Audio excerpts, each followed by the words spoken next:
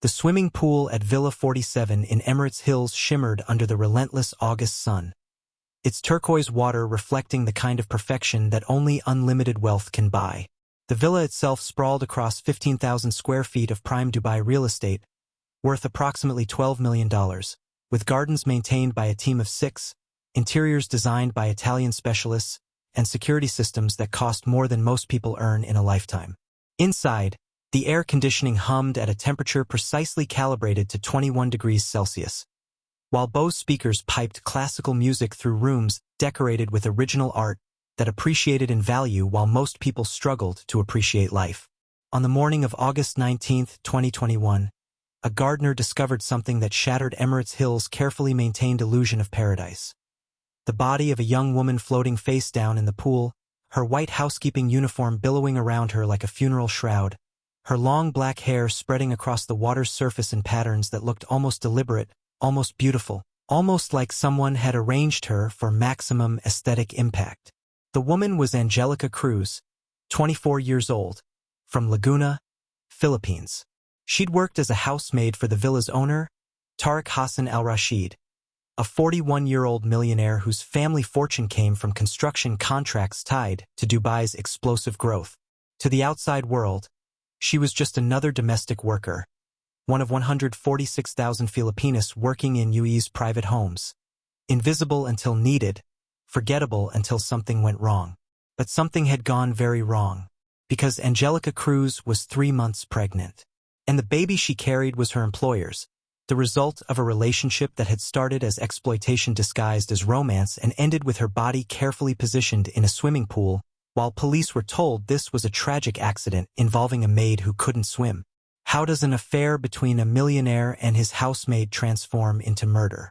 What happens when domestic workers get pregnant by the men who control their visas, their salaries, and ultimately their survival? And why does the city that prides itself on luxury and safety become a killing field when foreign women make demands that powerful men can't tolerate? Today's case exposes the fatal intersection of class, nationality, and gender in Dubai's domestic work industry. Angelica Cruz thought her employer loved her. Tariq Al-Rashid thought she was temporary entertainment. When pregnancy transformed her from convenient to complicated, he made a calculation that thousands of wealthy men have made throughout history. Disposal is easier than accountability. This isn't just a story about one woman's murder. It's about a system that turns human beings into possessions and what happens when those possessions dare to demand recognition, protection, and the basic dignity of acknowledging the children they carry. Angelica Cruz's body was discovered on a Thursday morning. By Friday afternoon, Dubai police had ruled her death an accidental drowning. By Saturday, her body was being prepared for transport back to the Philippines. The case closed with suspicious efficiency. But Angelica's sister, working in another Dubai household, knew her sister could swim, and when she looked closer at the perfect story everyone was accepting, she found cracks that revealed not an accident but a murder so calculated it had nearly succeeded in disguising itself as tragedy. This is the story of how a swimming pool became a crime scene, how pregnancy became a death sentence, and how wealth in Dubai can make murder look like misfortune. Angelica Marie Cruz was born on March 3, 1997, in San Pablo City, Laguna, in a province known for its 7 crater lakes and the kind of rural poverty that turns natural beauty into cruel irony. Her family lived in a 2-room house constructed from hollow blocks and corrugated tin, situated in a barangay where electricity was unreliable. Running water was a luxury reserved for wealthier neighbors, and opportunities for advancement were as rare as the rain that would finally break each dry season. Her father, Rodrigo, worked irregular construction jobs that paid 300 pesos for 10-hour days of labor that left his hands permanently scarred and his back bent like a question mark. Her mother, Elena, washed clothes for neighbors and occasionally worked in the rice fields during harvest season, earning wages that barely covered the family's rice and electricity bills. Angelica was the second of 5 children, positioned in that difficult middle space where she was too young to escape but old enough to understand that escape was necessary for survival. Unlike her older brother who dropped out of school at 14 to work in a vulcanizing shop, Angelica possessed determination that poverty couldn't quite extinguish. She finished high school despite walking 4 kilometers each way because bus fare would mean her younger siblings eating less.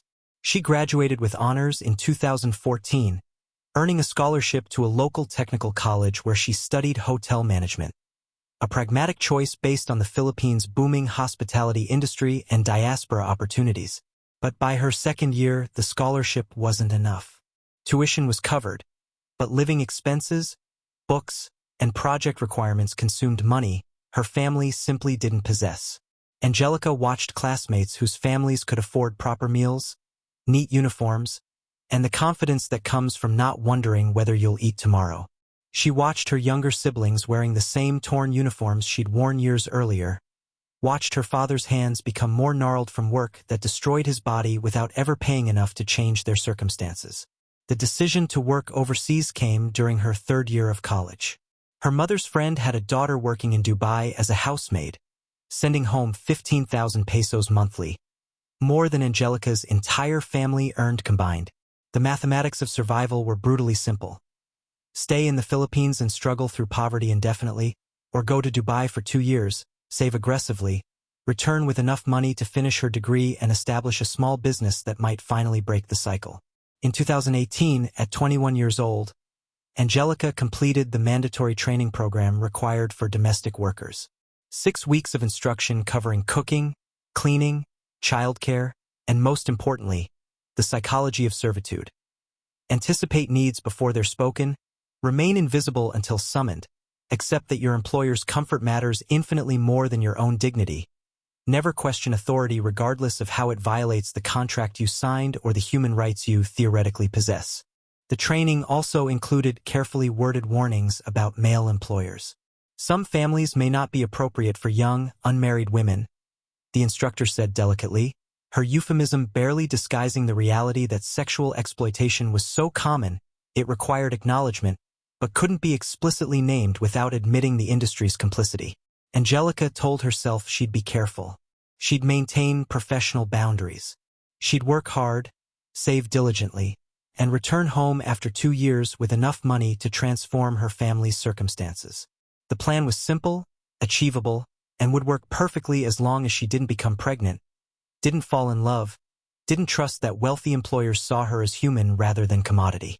She arrived in Dubai on November 3, 2018, carrying a single suitcase containing everything she owned and dreams calibrated by poverty to be modest enough that even small successes felt miraculous.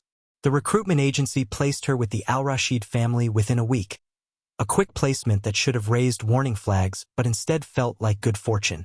Emirates Hills is Dubai's Beverly Hills. A gated community where villas start at $5 million and privacy is the ultimate luxury. Villa 47 sat on a half-acre lot with views of the artificial lake and the Montgomery golf course. A monument to wealth so extreme it became invisible to people who possessed it. To Tariq Al-Rashid, the villa was just one of 3 properties he owned in Dubai, plus apartments in London and Barcelona that he visited occasionally when business or boredom required travel. Tariq Hassan Al-Rashid represented Dubai's second-generation wealth.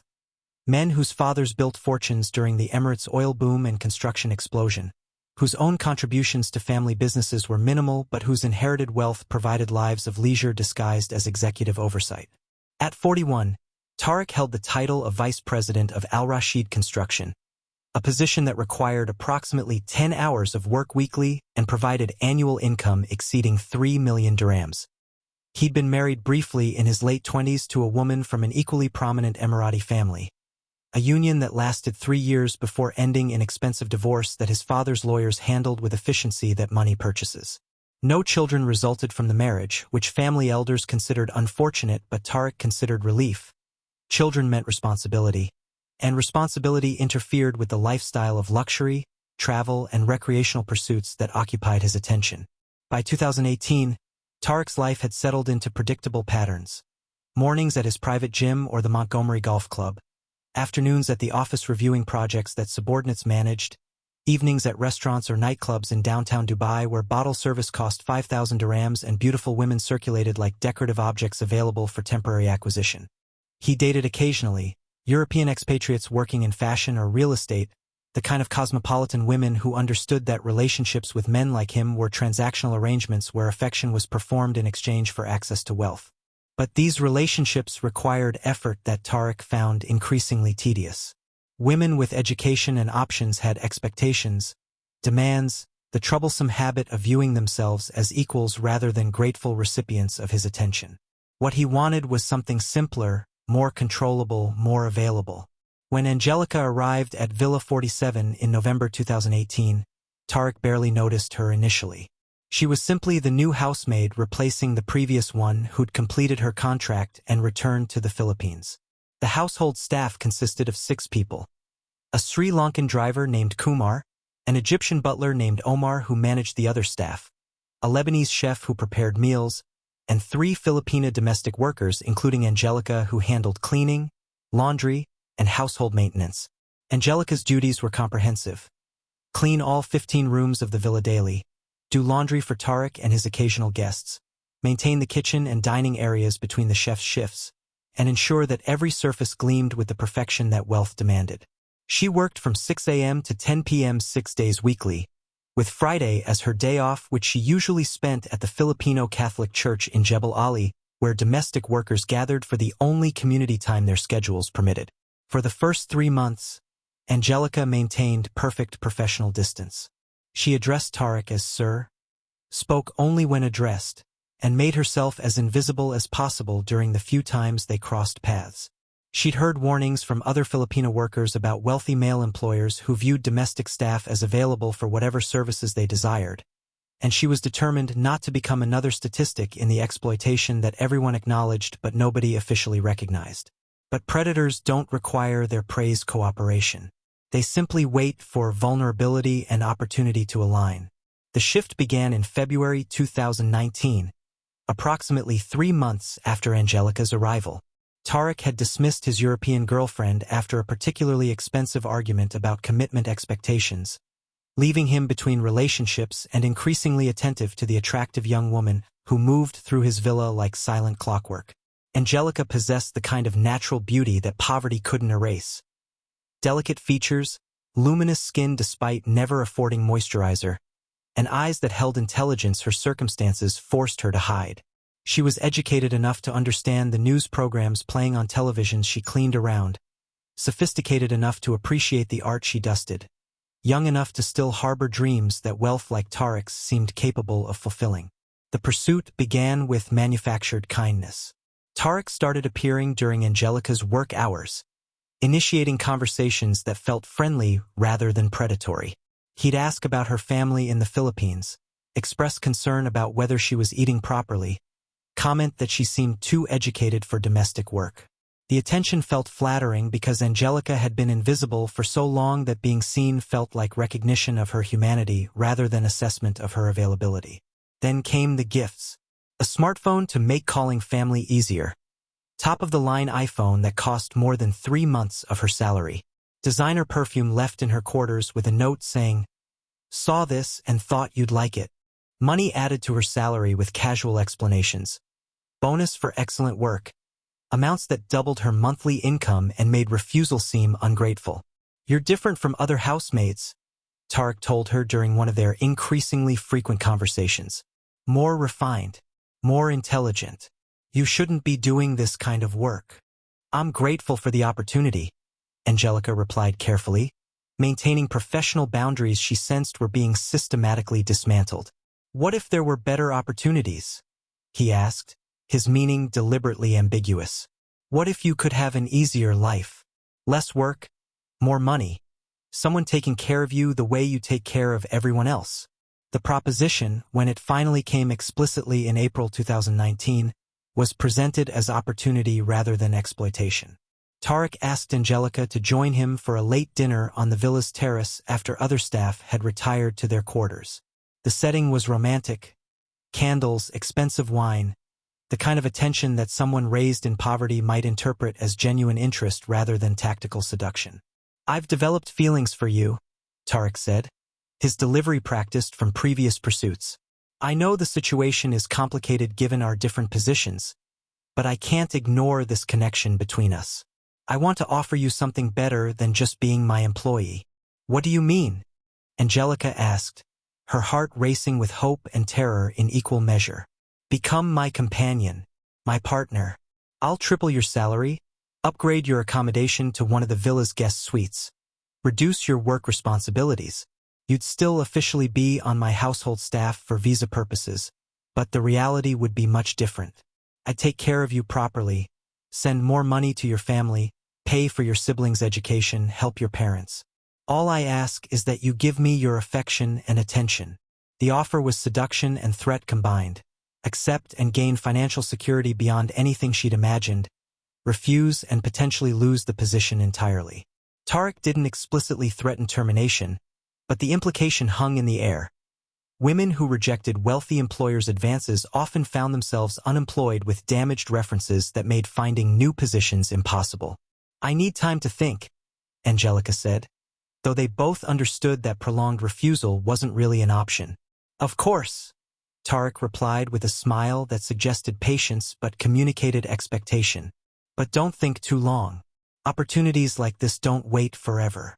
Angelica spent 3 days in agonized deliberation. She consulted other Filipino workers during her day off, discovering that several had faced similar propositions. Some had accepted and reported better treatment, increased savings, relative stability until their employers tired of them. Others had refused and been fired with fabricated accusations of theft or incompetence that destroyed their employment prospects. The mathematics of survival were brutal. Accept sexual relationship with employer and gain financial security for herself and her family, or maintain principles and likely lose everything. There was no third option where she could simply do her job without navigating her employer's sexual desires. She accepted on the 4th day, telling herself this was pragmatic rather than prostitution. Opportunity rather than exploitation. Tarek celebrated by presenting her with jewelry worth 15,000 dirhams and promising to send 50,000 pesos to her family immediately. Money that would allow her parents to finally repair their house's roof and pay her youngest sister's high school tuition. The physical relationship began that night in one of the villa's guest suites that became Angelica's new quarters. Luxurious compared to the servants' quarters but still separated from the main residence. A spatial representation of her improved but still subordinate status. Tarek was practiced at this performance, knowing exactly how much affection to simulate to make exploitation feel like romance, how many compliments to deploy to make transaction feel like relationship. For Angelica, the experience was complicated by genuine emotions she hadn't expected.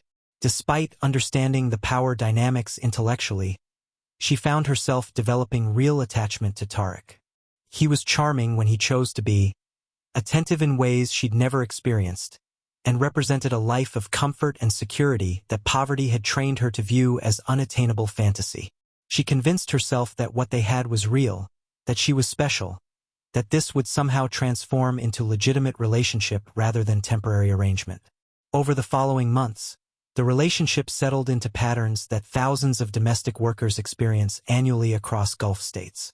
Angelica maintained her housemaid duties during daytime when visitors or business associates might be present, preserving the public fiction that she was simply staff.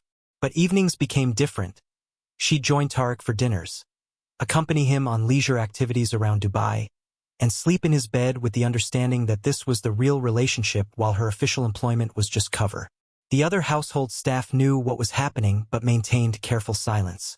Omar, the butler, had witnessed similar arrangements over his 15 years working for wealthy families. Kumar, the driver, had learned that discretion preserved employment. The other Filipino workers viewed Angelica with complicated mixture of envy and pity. Her situation was materially better but fundamentally more precarious. The money flowing to Angelica's family increased dramatically. She sent 30,000 pesos monthly instead of her previous 15,000. She paid for her brother to attend technical school. She covered her grandmother's medical expenses. She bought her parents a small piece of land where they could build a better house. Every payment justified her choices. Every improvement to their circumstances validated her sacrifice. What Angelica didn't realize was that each payment also increased her dependency on the relationship continuing, her vulnerability if Tarek decided to end it, her investment in a situation that was always designed to be temporary. By July 2021, they'd been together for over 2 years. Angelica had convinced herself that permanence was possible, that Tarek might eventually marry her officially, that love could transcend the class and cultural barriers that made their relationship socially impossible within Dubai's rigid hierarchy. Then she missed her period. The pregnancy test she took on August 1, 2021, returned positive. And everything that had seemed like romance revealed itself as exploitation that would turn fatal the moment it became inconvenient. Angelica discovered she was pregnant on August 1, 2021, her period over 2 weeks late and her body showing subtle changes that years of poverty had trained her to monitor carefully. Nausea that wasn't related to food, breast tenderness, exhaustion that sleep couldn't resolve. She bought 3 pregnancy tests from a pharmacy in Jumeirah, traveling during her day off and paying cash to avoid electronic trail, taking the tests in the public bathroom of a McDonald's because she couldn't risk disposing of the evidence in the villa where staff might discover it. All 3 tests came back positive. She was approximately 6 weeks pregnant with Tariq's child, a complication that transformed her from convenient companion into existential threat to his lifestyle. For 3 days, Angelica carried the secret while calculating her options. She could get an abortion. UAE law technically prohibited it except in medical emergencies, but underground networks existed for women with money and desperation. She could hide the pregnancy temporarily and then claim it was someone else's, though this seemed impossible given that she'd been living in Tariq's household for nearly 3 years with minimal contact with other men. Or she could tell Tariq and hope that the relationship she thought they'd built would inspire him to acknowledge the child, provide support, perhaps even consider legitimate marriage despite the class and cultural barriers. On August 4th, during dinner on the terrace where Tariq had first propositioned her over 2 years earlier, Angelica decided to trust the man who'd spent 2 years telling her she was special, different, cherished. "I need to tell you something important," she said, her voice trembling despite attempts at composure. "What is it?" Tariq asked, his attention still partly on his phone where stock prices from international markets demanded monitoring. "I'm pregnant. About 6 weeks. The baby is yours. There's been no one else." The silence that followed seemed to stretch into hours, though it lasted perhaps 15 seconds. Angelica watched Tariq's expression cycle through shock, calculation, and finally something cold that made every survival instinct scream danger. "You're certain?" His voice was carefully neutral. "I've taken 3 tests, all positive. I know this is complicated, but I want to keep the baby. Our baby. I was hoping we could discuss what this means for us, for our future." Tariq set down his phone with deliberate precision, the kind of measured movement that suggested he was controlling impulses that might otherwise explode into something dangerous. "Angelica, we need to be realistic about this situation. What we have is pleasant, but it was never meant to be permanent. I'm Emirati from a prominent family. You're a Filipina domestic worker. There was never going to be marriage or legitimate children. You understand this, yes? But you said you cared about me. You said I was special. 2 years we've been together. That has to mean something. It means we've had an enjoyable arrangement that benefited both of us," Tariq said, his voice hardening. "You've received money far exceeding your salary, your family has prospered, you've lived comfortably. I've enjoyed your company, but pregnancy changes everything. This can't continue. I'm not asking you to marry me," Angelica said desperately, though that was exactly what she'd been hoping. "Just acknowledge the child. Provide support. Let me continue working here, maybe in a different capacity. I'll be discreet. No one needs to know the baby is yours." "Everyone would know," Tariq replied coldly. "My reputation would be destroyed. My family would be humiliated. And you think I'm going to allow a housemaid's illegitimate child to exist carrying my DNA? That's not how this works. So what are you saying? That I should get an abortion? I'm saying you need to handle this situation. I'll pay for the procedure, give you bonus money afterward, provide excellent reference so you can find new position elsewhere. But this pregnancy cannot continue, and you cannot remain in my household." The dismissal was complete and devastating. 2 years of relationship reduced to transactional cleanup. The child she carried viewed as problem requiring elimination rather than human being deserving acknowledgement. "What if I refuse?" Angelica asked, hearing the desperation in her own voice. "What if I keep the baby and tell people it's yours?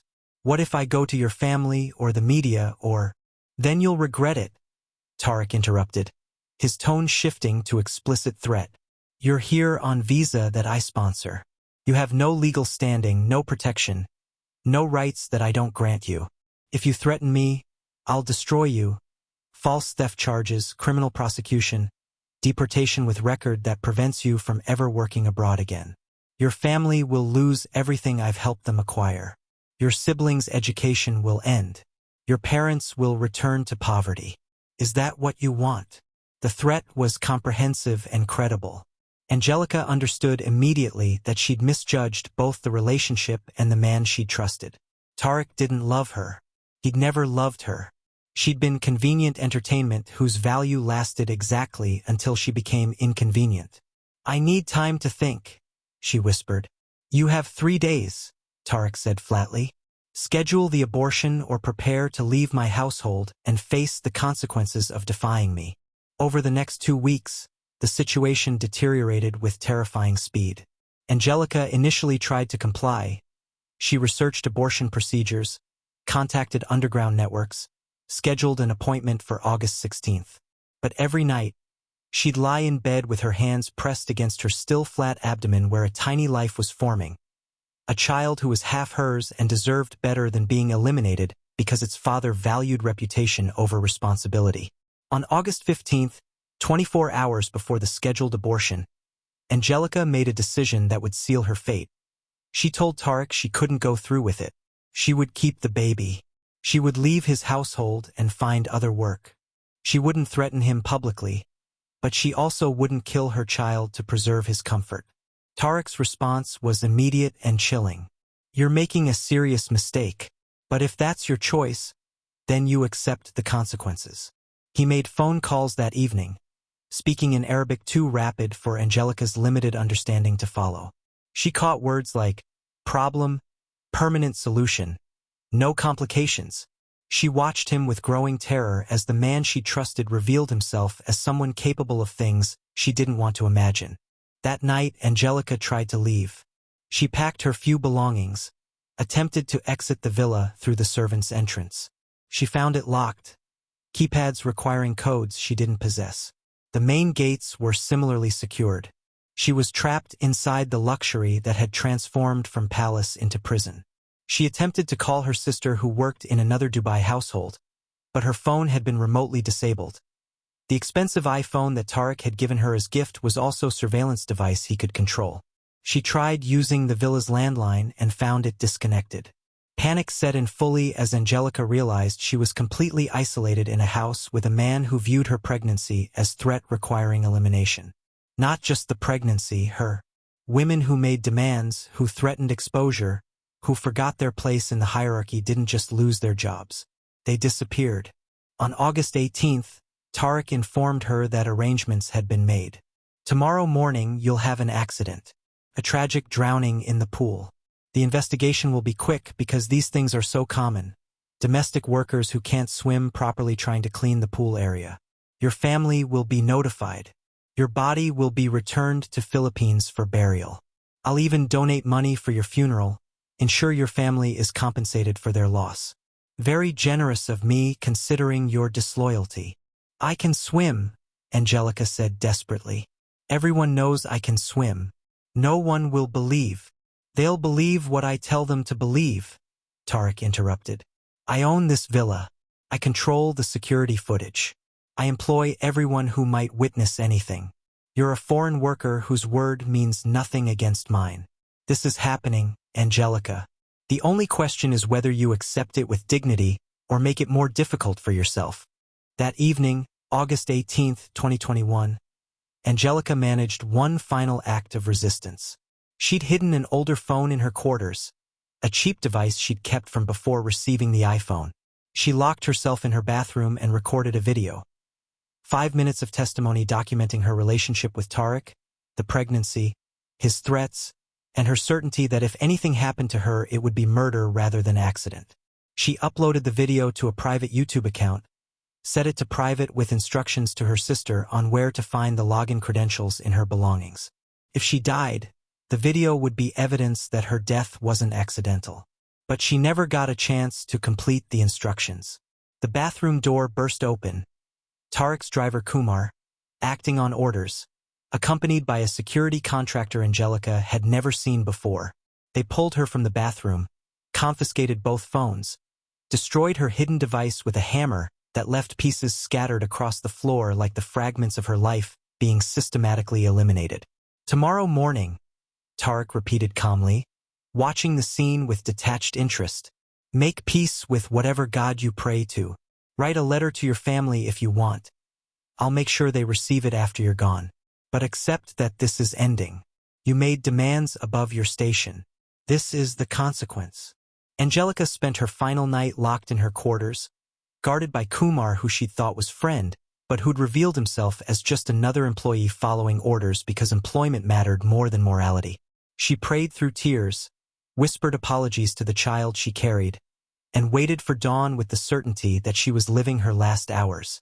August 19th, 2021, dawned humid and oppressive, the kind of heat that made Dubai's outdoors feel actively hostile. By 6 a.m., the sun was already blazing, pushing temperatures toward the 44 degrees Celsius that would arrive by midday. The villa's air conditioning systems hummed at full capacity, maintaining the cool perfection that wealth demanded regardless of the environmental cost. Angelica had barely slept, her pregnant body exhausted but her mind too terrified for rest.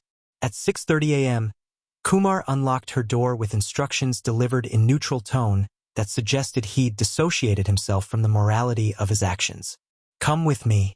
Mr. Tarek wants to see you at the pool." She followed on trembling legs, her hands instinctively protecting her abdomen where the 3-month-old fetus remained oblivious to its impending destruction. The villa was quiet. The chef didn't arrive until 8 a.m. The other housemates were still sleeping. Omar the butler was off duty that morning. The isolation was strategic, witnesses eliminated through careful scheduling. Tarek waited by the pool, wearing casual clothes and an expression of resigned determination. Next to him stood the security contractor from the previous night, a Pakistani man named Rashid who specialized in the kind of work wealthy families required when problems needed permanent solutions. "Angelica," Tarek said, his voice almost gentle, as if he were delivering condolences rather than orchestrating murder. "This really didn't have to happen. If you'd just been reasonable, if you'd understood your place, we could have continued our arrangement for years. But you made impossible demands. You forgot what you are." "I'm pregnant with your child," Angelica replied, her voice surprisingly steady despite her terror. "That's what I am. The mother of your baby. Doesn't that mean anything to you?" "It means you're a problem that needs resolving," Tarek said flatly. "You have two choices now. Jump into the pool yourself. Make this quick and simple, or we'll help you. Either way, this ends with your drowning. The choice is just about how much you suffer first." "People will know," Angelica said desperately. "My sister knows about us. I've documented everything." "You've done nothing," Tarek interrupted. "Your phones are destroyed. Your video was deleted before it could upload. Did you really think I don't monitor my network? Your sister knows nothing that can be proven. And even if she suspected, who would believe her?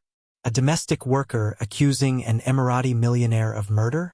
The investigation would last 24 hours before being closed as accidental drowning."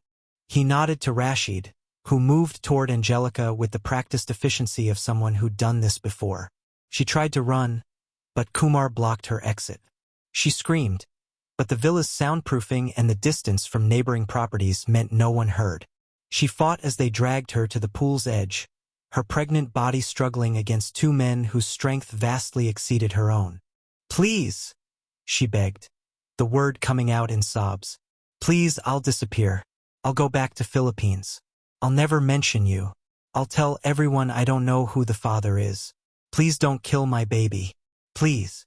"I can't risk that," Tarek said, watching the scene with the detachment of someone observing a business transaction rather than murder. "I'm sorry, Angelica. You were good at what I hired you for, but you exceeded your purpose." What happened next was swift and brutal. Rashid forced Angelica to swallow pills, sedatives that would make her drowsy, compliant, unable to fight effectively. Within minutes, her struggles weakened. They stripped her uniform to underwear to make the drowning look more accidental, as if she'd been swimming early morning. They positioned her at the pool's edge while the drugs took effect. Angelica's final conscious thought was of her family in Laguna, the siblings whose education she'd funded, the parents whose lives she tried to improve, the tiny life inside her that would never breathe air or feel sunlight. She tried to pray, but the words wouldn't form. She tried to resist, but her body no longer obeyed her commands. They pushed her into the pool. The drugs prevented her from swimming effectively, her movements uncoordinated, her lungs filling with chlorinated water that burned as it drowned her. Tariq watched to ensure completion, his expression businesslike rather than emotional. Kumar looked away, his complicity complete but his conscience apparently still functional enough to make witnessing difficult. Rashid monitored with professional detachment, ensuring the drowning looked accidental rather than forced. It took approximately 4 minutes for Angelica Cruz to die. Her body initially sank, then floated back to the surface where morning sun would find it, where the carefully constructed accident would be discovered by gardeners who'd been told to start work early that day. After confirming death, Tariq made phone calls. First to his lawyer, ensuring legal coverage was in place. Then to a contact in Dubai police whose friendship had been cultivated through years of generous donations to police charities and social connections. Finally to the medical examiner's office, where another contact owed favors. By the time Angelica's body was officially discovered at 7:15 a.m. by the gardener named Hassan, the narrative was already constructed. Tragic accident involving a domestic worker who'd gone swimming early morning despite not being a strong swimmer. The investigation would be perfunctory because these things were so common. Foreign workers dying in accidents that wealthy families had no responsibility for preventing. The crime scene was perfect. No signs of struggle. No bruising consistent with being held down. The drugs in Angelica's system would be dismissed as personal medication or recreational use. The pregnancy would be documented but presented as evidence of why she might have been emotionally disturbed, perhaps suicidal, certainly careless about her own safety. Tariq had murdered Angelica Cruz with the kind of meticulous planning that wealth and connections enable. He'd eliminated the problem of her pregnancy, removed the threat of her demands, and done it all in ways that made murder look like misfortune. He thought he'd gotten away with it completely. What he didn't anticipate was that even the most carefully constructed lies leave cracks where truth seeps through, and that Angelica's sister would notice those cracks and refuse to accept the story everyone else swallowed without question. The official investigation into Angelica Cruz's death lasted approximately 6 hours, from 7:15 a.m. when her body was discovered to 1:30 p.m. when Dubai police officially classified the death as accidental drowning. The speed should have raised questions. Instead, it reflected how cases involving foreign domestic workers dying in their employers' homes were routinely handled. Minimal investigation, maximum deference to wealthy families, closure that prioritized reputation management over justice. But Angelica's older sister, Patricia Cruz, who worked as a domestic helper in a villa in Dubai Marina, knew immediately that something was wrong when police contacted her to identify the body. Patricia had spoken to Angelica just 3 days earlier during their Sunday phone call. Angelica had seemed frightened, had mentioned being pregnant, had said cryptically, "If anything happens to me, it wasn't an accident," before the call had ended abruptly. At the morgue, Patricia saw her sister's body and noticed details that the cursory police examination had either missed or deliberately ignored. Bruising on Angelica's upper arms consistent with being forcibly held. Scratches on her neck suggesting she'd clawed at her own throat while drowning. And most tellingly, her sister's expression. Eyes wide with terror rather than the peaceful look that genuine accidental drowning victims often showed. "My sister could swim," Patricia told the police officer processing the death certificate. "She grew up swimming in Laguna's lakes. She was comfortable in water. This doesn't make sense. Many people who can swim still drown," the officer replied with practiced patience. "The pool was very early morning. Maybe she was tired, lost her bearings. These accidents happen frequently. Can you test for drugs? Check if she was forced? My sister told me 3 days ago she was afraid of her employer. She was pregnant with his child. He threatened her." The officer's expression shifted from patient to dismissive. "Miss Cruz, I understand you're grieving, but making unfounded accusations against prominent families is serious matter. Your sister's autopsy showed drowning as cause of death. There's no evidence of foul play. I advise you to accept this tragedy and return to your family in Philippines. But Patricia refused to accept it. Over the following days, she contacted every authority she could identify. The Philippine Embassy, human rights organizations, international media outlets covering migrant worker issues. Her story was compelling. A pregnant domestic worker who'd allegedly threatened to expose relationship with her employer, followed by convenient drowning ruled accidental with suspicious speed. The Philippine Embassy, galvanized by Patricia's persistence and growing media attention, demanded a more thorough investigation. The international coverage created diplomatic pressure that Dubai authorities couldn't completely ignore. On August 25, 6 days after Angelica's death, Dubai police reopened the case with more senior investigators assigned. This second investigation uncovered details the first had conveniently overlooked. Forensic analysis of Angelica's body revealed sedatives in her system, prescription medications she had no legitimate reason to possess. Bruising patterns on her arms and shoulders were consistent with forcible restraint.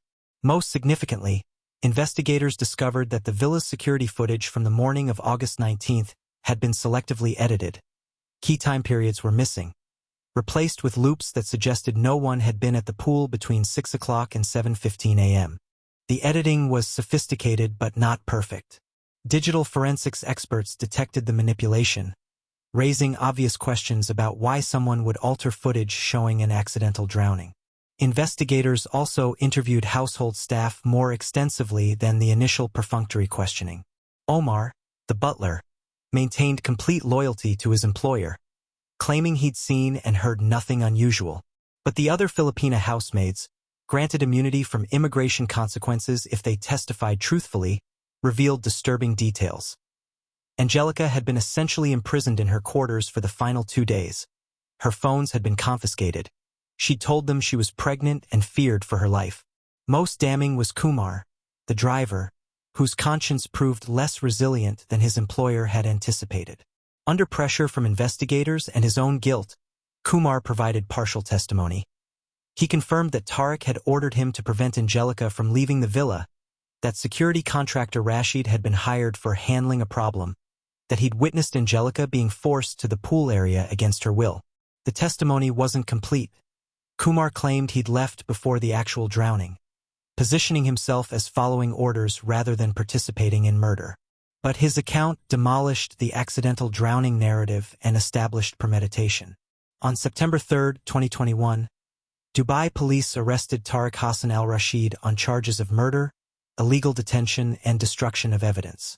The arrest of a prominent Emirati businessman on murder charges related to a domestic worker's death was unprecedented, reflecting both the strength of evidence and the international attention that made ignoring the case politically impossible. Tariq's lawyers immediately constructed elaborate defense. Angelica had been emotionally unstable due to pregnancy, had threatened suicide multiple times, had voluntarily taken sedatives before swimming early morning despite warnings about pool safety. The edited security footage, routine system maintenance, Kumar's testimony, lies from a disgruntled employee seeking revenge for unrelated employment dispute. The prosecution presented forensic evidence, witness testimony, and digital analysis proving that Angelica's death was murder executed with planning and resources. They demonstrated that Tariq had motive, preventing exposure of sexual relationship and illegitimate pregnancy that would damage his reputation. They showed opportunity, complete control over household, access to sedatives, ability to manipulate security systems. They proved premeditation through phone records showing Tariq hiring Rashid the evening before the murder. The trial lasted 4 months, from October 2021 through January 2022.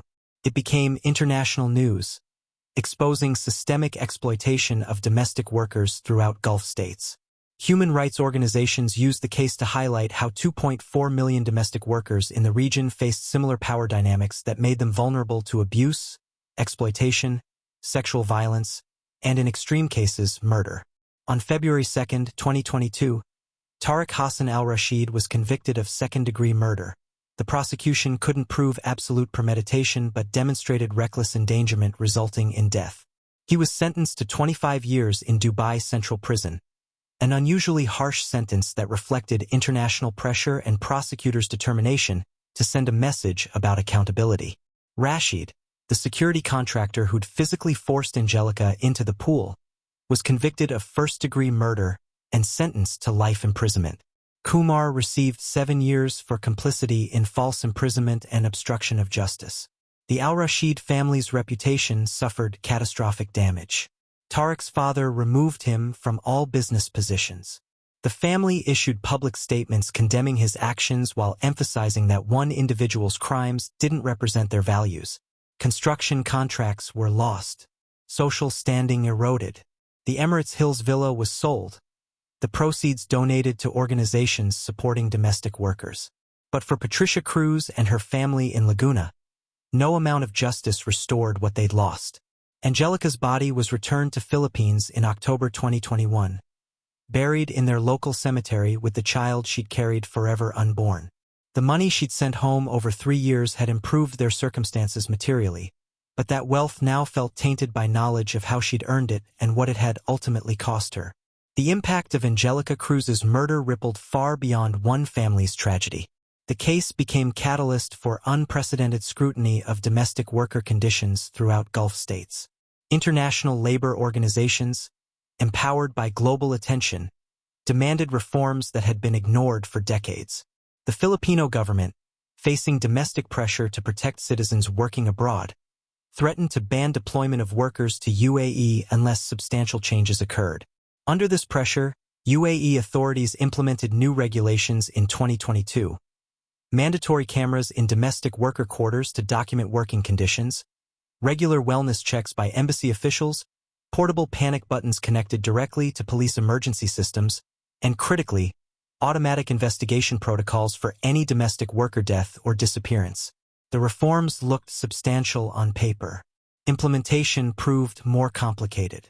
Wealthy families found workarounds, cameras that mysteriously malfunctioned, wellness checks scheduled with advance notice allowing time to coach workers on approved responses, panic buttons confiscated under various pretexts. But the case had shifted something fundamental. Domestic workers across Dubai and other Gulf cities knew Angelica's story. They understood that even wealthy employers could face consequences for murder, that international attention could penetrate walls that had previously hidden systematic abuse, that their lives had value that justice systems might occasionally recognize. Patricia Cruz became an activist focused on domestic worker rights. She established the Angelica Cruz Memorial Foundation, providing emergency assistance, legal support, and escape resources for domestic workers facing exploitation or violence. The foundation helped over 300 women escape dangerous employment situations in its first 2 years of operation, offering services that governments and recruitment agencies had systematically failed to provide. She also became a vocal advocate for reforming the kafala sponsorship system that gave employers extraordinary power over workers' legal status. "My sister died because she was trapped," Patricia told reporters during a press conference in Manila. Her visa depended on the man who wanted her dead. She couldn't leave his house. She couldn't contact help. She was completely at his mercy. That system enabled her murder, and it enables countless other abuses every day. The kafala system remained largely intact despite reform efforts. Too many powerful interests benefited from maintaining structures that made labor cheap, compliant, and disposable. But Angelica's case created cracks in the edifice of denial that had protected those structures from serious scrutiny. Tariq Al-Rashid's imprisonment became cautionary tale whispered through Dubai's wealthy circles. The man who'd believed his status made him untouchable discovered that international attention and overwhelming evidence could penetrate even the thickest layers of privilege. His appeals were rejected multiple times. His family essentially disowned him. He serves his sentence in Dubai Central Prison, a facility where his wealth purchases some comfort, but can't buy the freedom he'd expected to maintain regardless of his actions. In prison interviews, Tariq alternates between bitter justifications and calculated regret. He portrays himself as victim of a domestic worker who seduced him, became pregnant intentionally to trap him, then threatened to destroy his life unless he met unreasonable demands. His version omits power dynamics, financial coercion, and the basic fact that he murdered a pregnant woman to avoid accountability. "I made a mistake," he told a journalist during a rare interview in 2023. "But the punishment exceeded the crime. I'm spending 25 years in prison because a maid got pregnant and I panicked. That's not proportionate justice. That's revenge disguised as law." The statement reveals the persistent belief that Angelica's life mattered less than his comfort, that her death was inconvenient consequence rather than moral catastrophe, that punishment for murder is somehow excessive when the victim was a domestic worker rather than someone whose life society values more highly. Angelica's family in Laguna lives with complex legacy of her death. The money she sent home improved their circumstances, her siblings completed their education, her parents have a better house, their poverty is less crushing. But that improvement came at a cost that no one should have to pay. Angelica's life, her unborn child's life, and the knowledge that her sacrifice ended not in the better future she'd worked toward but in murder disguised as drowning. Her mother, Elena, keeps a shrine in their home. Photos of Angelica from childhood through her final years in Dubai, her favorite things carefully preserved, candles burning perpetually before an image of the Virgin Mary. "She was good girl," Elena says through tears whenever anyone asks about her daughter. "She worked so hard. She tried to help us. And they killed her because she got pregnant. How is that fair? How is that justice?" There is no satisfactory answer.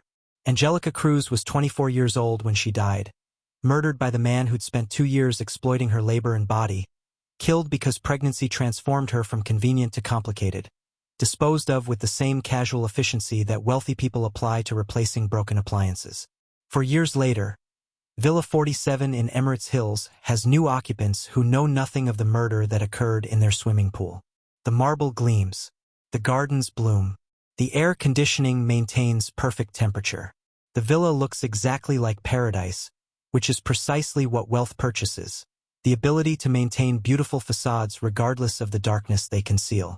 But domestic workers across Dubai know which villa it is. They share the story of Angelica Cruz and the swimming pool where she died, passing down the cautionary tale to new arrivals who need to understand that the luxury they clean is built on labor systems that view them as disposable, that getting pregnant by your employer is potentially fatal, that making demands for basic human dignity can result in bodies floating in turquoise water while wealthy men make phone calls to lawyers rather than ambulances. The swimming pool at Villa 47 still exists, still gleams in the Dubai sun, still offers the kind of aesthetic perfection that magazine photographers love to capture. But if you know the story, if you understand what happened there on August 19, 2021, the water looks different. Less like luxury and more like a crime scene preserved in chlorine and denial. Angelica Cruz wanted marriage, acknowledgement, support for the child she carried. She wanted the basic dignity of her relationship being recognized rather than hidden. She wanted what every human deserves: to be valued as a person rather than discarded as property. For those demands, she was murdered. Her killer serves time. But the systems that enabled her exploitation and made her disposable remain largely intact, continuing to extract labor and lives from millions of women whose poverty forces them into situations where survival requires tolerating conditions that no human should endure. Remember her name: Angelica Marie Cruz.